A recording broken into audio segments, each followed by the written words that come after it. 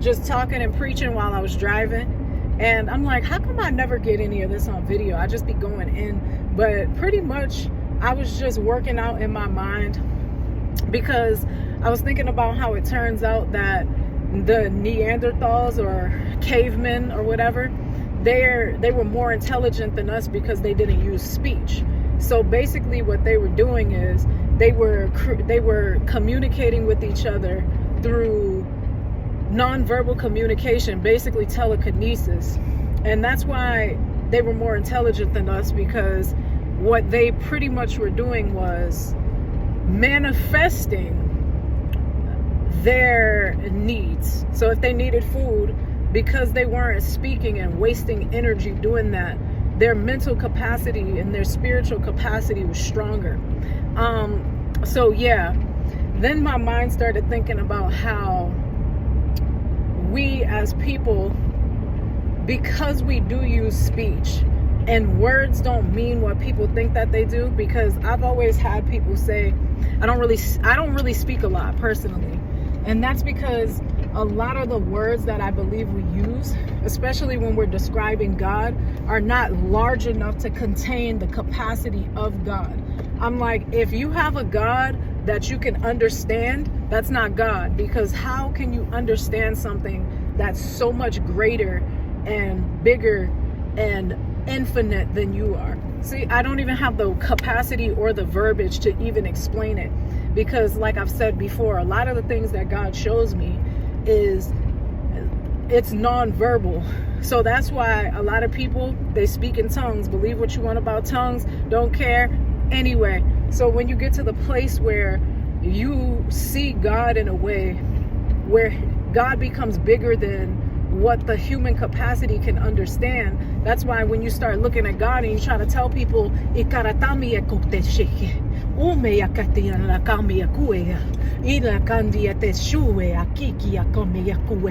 right?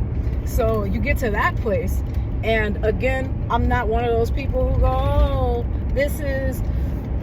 that person's better or more saveder or Christianer.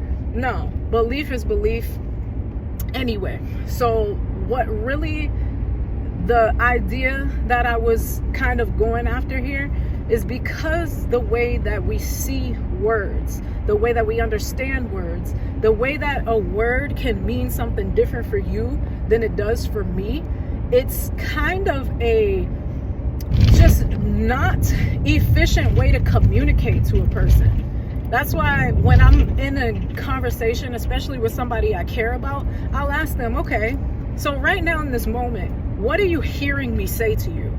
And then they're like, I heard you say this. And I'm like, no, that's not what I'm saying. What I'm saying, and then I'll clarify it for them. What I'm saying is this. Then they go, oh, I thought what you were saying to me was this. And I'm like, no, I understand how you heard that though, because when I hear it from your point of view, it does sound like that's what I'm saying, but I'm definitely not. Then they go, oh, okay. And that's how we kind of work through things. But so when I hear a word, even, and let's just go back to what I was saying earlier, when you get to a place where you see God, most people's first instinct is to throw a Bible verse on it. No man has seen God. No one has seen God. Like, okay, yes. So in order to see God, what must you do? You must first become no one, right? So when it says no one has seen God, when a lot of other people read that, I'm realizing, like I said, that words are different for everybody. Words have different meaning. Words have different capacities for different people. So when I see that translated, somebody goes, see, no man has seen God, so therefore it means that you don't know or haven't seen God. When I see that, I go, oh, no man has seen God, which means that in order to meet God, you must release the identity of the person that you believe yourself to be, right? You have to release this identity, because everybody knows, I mean, everybody should know by now, that the identity, the character that you play on a day-to-day basis is not actually you, right? And a good way, like since I was a kid, right, that I understood that I wasn't this person, I wasn't this being, I wasn't this character that I was walking around as. Has anybody, like you guys watching the videos, has anybody ever cooked or before and had to chop up vegetables? Have you ever been just chopping up your carrots or your cucumbers, and all of a sudden you hear a thought go, I should stab myself in the eye, and you're like, whoa, where'd that come from? A lot of people go, oh, those are demons. Okay, possibly, but let's just say that when you hear that, though, that you know that thought wasn't yourself, because you're arguing with it, meaning that your soul has the capacity to exist in multiple realms at one time. So you're existing in multiple realms, right?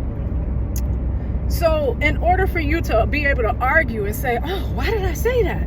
That means that other voice that spoke wasn't you, right? And we do this all day, every day.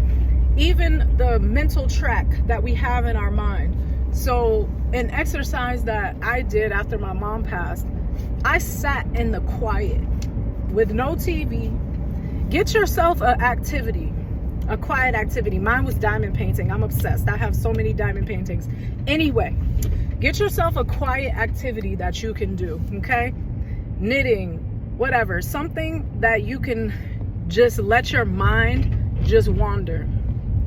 Sit quietly. I would sit quietly for probably 12 to 16 hours a day and listen to your own thoughts.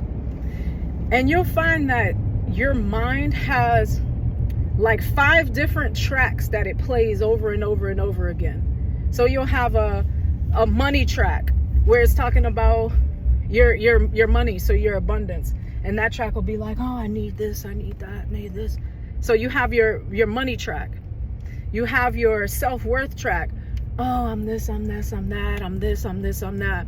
Listen to what these are saying. And again, it's not easy to sit for that long, especially in the world that we live in now, where we're constantly on some type of device or listening to something or watching Netflix or whatever.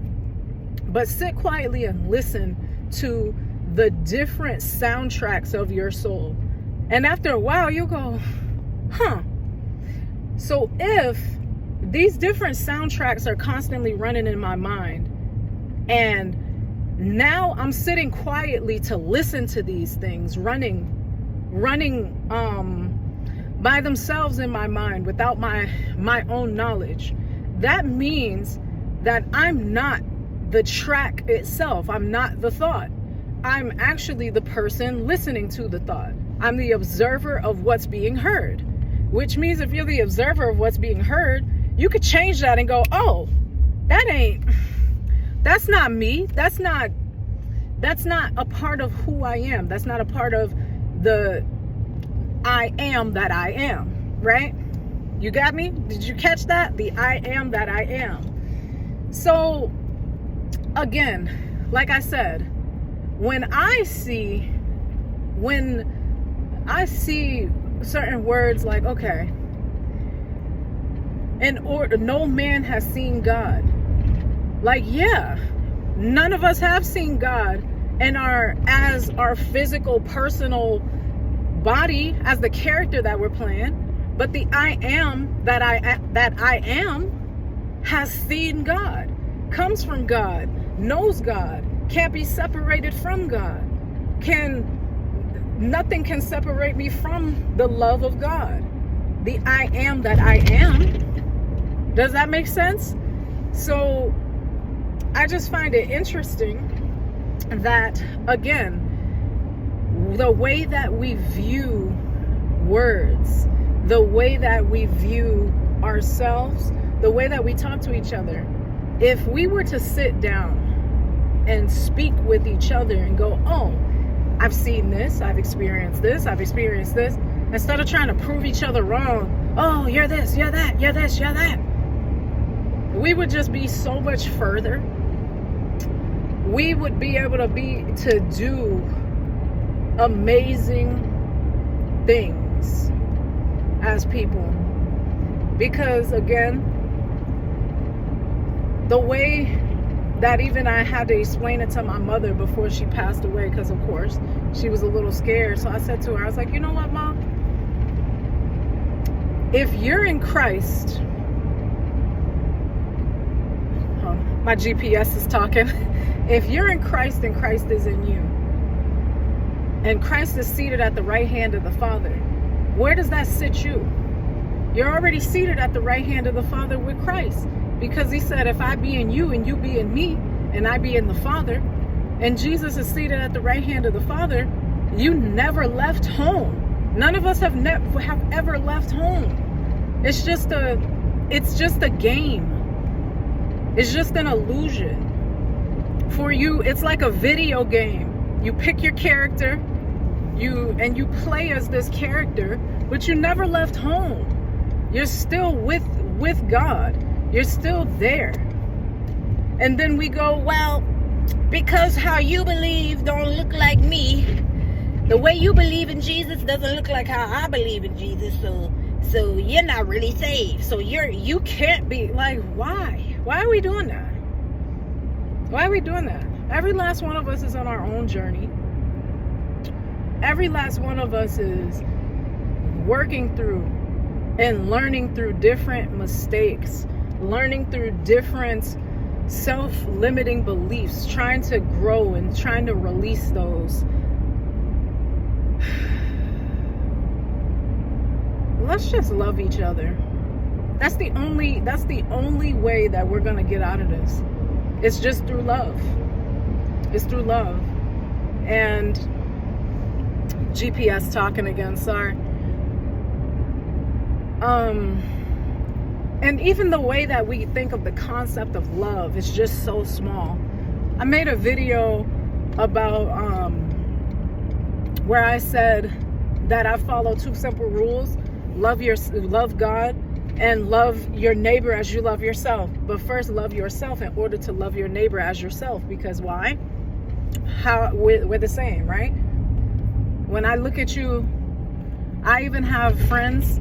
I look at them in their eyes, and we look at each other, and I look at them in their eyes, and I say, I love myself.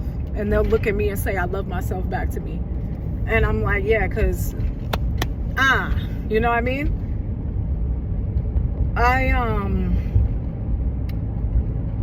The concept, like I said, the concept of love, because somebody said to me, they were like, yeah, but if you love yourself, the devil's gonna get. I'm just like, a kingdom divided against itself cannot stand, right? So how could the kingdom of love become so divided that you just start loving yourself so much till it makes you evil? Again, the way that we understand the concept of love is very small.